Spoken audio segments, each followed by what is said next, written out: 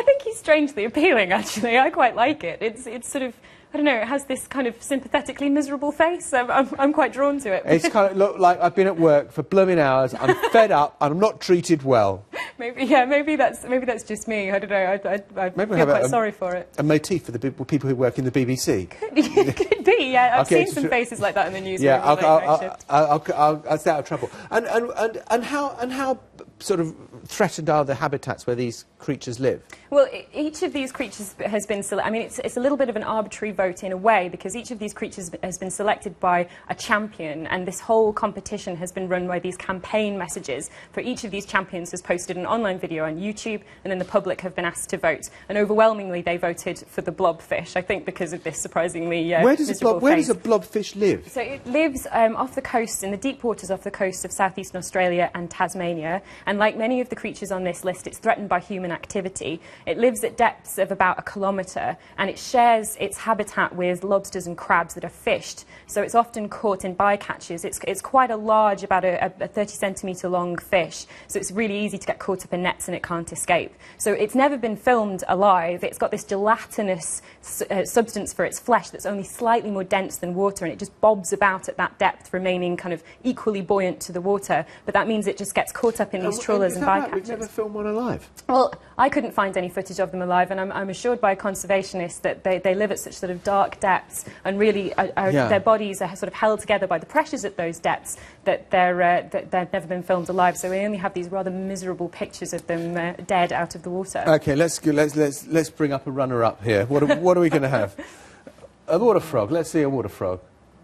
So this is a rather stretched image of the Lake Titicaca water frog, as you said, sort of affectionately nicknamed the scrotum frog in the introduction.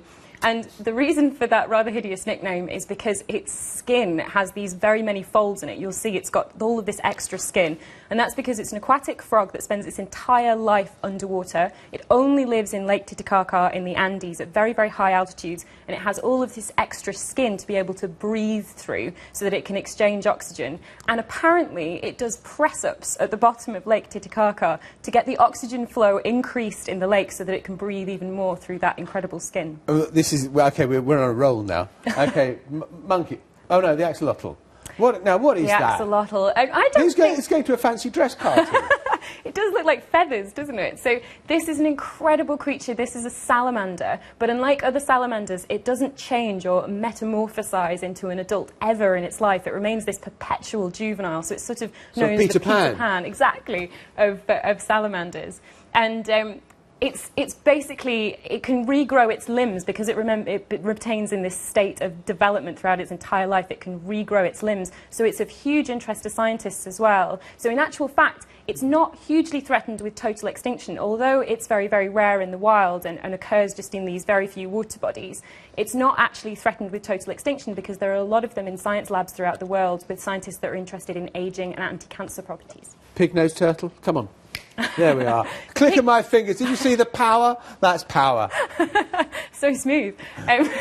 This is an incredible creature. Again, lives off the coast of Australia, in northern Australia, in the more tropical areas this time. And that nose is not only a snorkel that allows it to just kind of poke its nose out of the water, avoiding predators but being able to breathe, but it's also filled with sensors, with sensory receptors, and that's why it's got such a big surface area and such a sort of unfortunate face, so that it can actually sense disturbances that let it know that predators are coming.